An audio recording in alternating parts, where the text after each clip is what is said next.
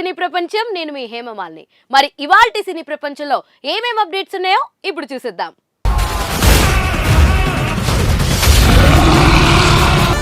ఏమరా ఇట్లా తయారైనా? పెళ్లి కొడుకు నువ్వా నేనారా? మామ నీ బిచ్చిపొడి బట్టలేసుకున్నా నీకంటే బాగుంటా. ముందుగా మొదటిది, చావాకు 1000 కోట్లు సాధ్యమేనా? ఆ వివరాలేంటో ఇప్పుడు చూసేద్దాం.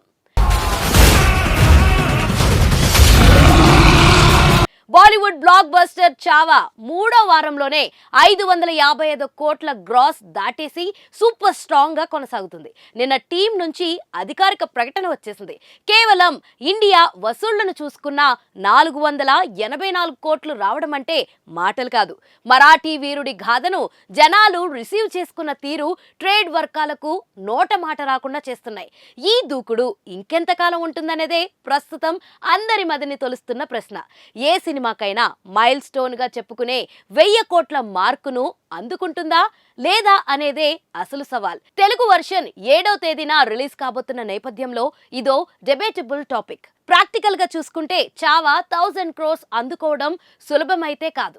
ఎందుకంటే ఇప్పటిదాకా ఇంత బలమైన రన్ టైమ్ తో చావా సాధించింది అరసాహసమే. ఇంకా సగానికి పైగా బ్యాలెన్స్ ఉంది. ఆల్రెడీ థియేటర్ రన్ నెమ్మదించింది. బుక్ మై షోలో నెంబర్ 1 స్థానాన్ని కొనసాగిస్తుంది. కానీ బీసీ సెంటర్లో తగ్గుదల ఉందని రిపోర్ట్స్ చెబుతున్నాయి.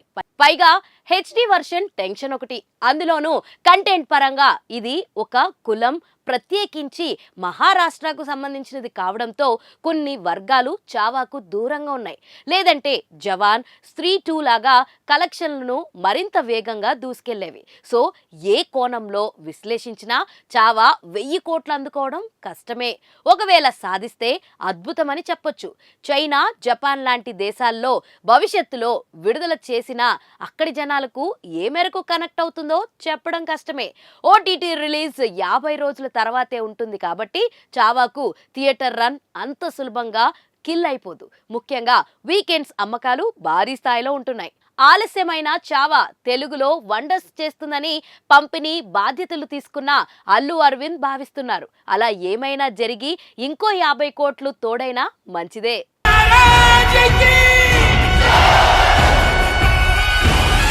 మన సినీ ప్రపంచంలో నెక్స్ట్ అప్డేట్, కథ ఉండదు, లాజిక్స్ వెతకొద్దు, నిర్మాత నాగవంశి అంటున్నారు. మరి ఆ వివరాలేంటో ఇప్పుడు చూసేద్దాం. ఏమరా ఇట్లా తయారైనా? పెళ్లి కొడుకు నువ్వా నేనారా? మామ నీ బిచ్చిపొడి బట్టలేసుకున్నా నీకంటే బాగుంటా.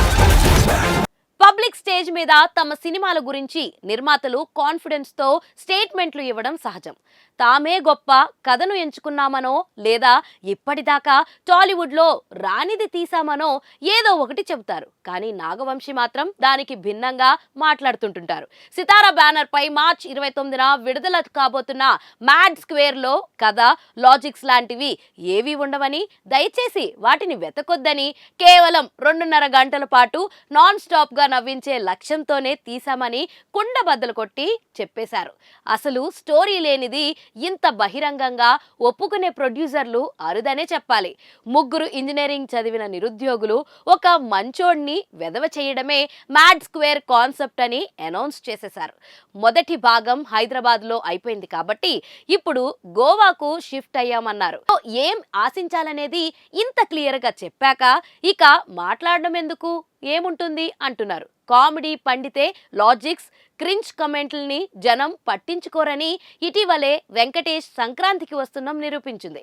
మ్యాడ్ స్క్వేర్ కూడా అదే రూట్ లో వెళ్తుంది. హీరోయిన్లు లేకపోయినా మాస్ కోసం ప్రతి అరగంటకు ఒక కొత్త అమ్మాయి వస్తూనే ఉంటుందని ఊరించడం ఇంకో ట్విస్ట్. మ్యాడ్ స్క్వేర్ కనుక నచ్చకపోతే టికెట్ డబ్బులు రీఫండ్ చేస్తానంటూ నిర్మాత నాగవంశీ చేస్తారని హీరోల్లో ఒకడైన సంగీత్ శోభన్ చెప్పడం మరో కొసమెరుపు. ఈ మధ్య కాలంలో నాగవంశీ వ్యాఖ్యలు బాగా వైరల్ అవుతున్నాయి. కొన్ని వర్కౌట్ అయితే మరికొన్ని హాట్ టాపిక్స్ గా మారిన సందర్భాలున్నాయి. గుంటూరు కారం, టిల్లు స్క్వేర్, డాకు మహారాజ్ టైంలో ఇవన్నీ ఫ్యాన్స్ కి అనుభవమే. హరిహర వీరమల్లు కనుక మార్చ్ 28న వస్తే తమ మ్యాడ్ స్క్వేర్ ని వాయిదా వేస్తామని నాగవంశీ స్పష్టం చేశారు. అది లేకపోయినా ఒక రోజు ముందొచ్చే Nithiin Robin Hood, Mohan Lal L2 ఎంపోరియంతో పోటీ తప్పదు.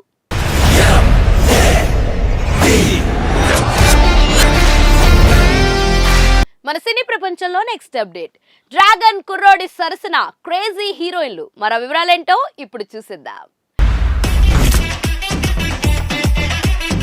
3 ఏళ్ల క్రితం లవ్ టుడే హిట్ అయినప్పుడు హీరో ప్రదీప్ రంగనాథన్ కు ఏదో గాలివాటం సక్సెస్ దొరికిందని భావించిన వాళ్లే ఎక్కువ. తాజాగా రిటర్న్ ఆఫ్ ది డ్రాగన్ సైతం అదే దారిలో వెళ్లడంతో ఇప్పుడు ఈ కుర్రాడి వెనక అగ్ర నిర్మాణ సంస్థలు నిలబడుతున్నాయి. ముందు ప్రదీప్ పక్కన జోడీగా నటించడానికి వెనకబడిన క్రేజీ హీరోయిన్లను ఇక ఆలోచించకుండా ఎస్ చెప్పేలా ఉన్నారు.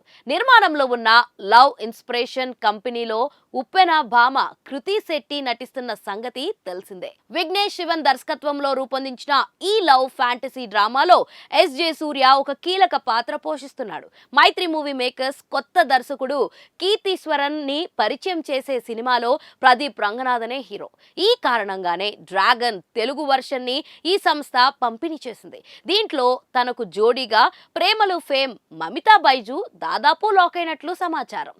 కీలక భాగం షూటింగ్ ఆల్రెడీ అయిపోయినట్లు వినికిడి.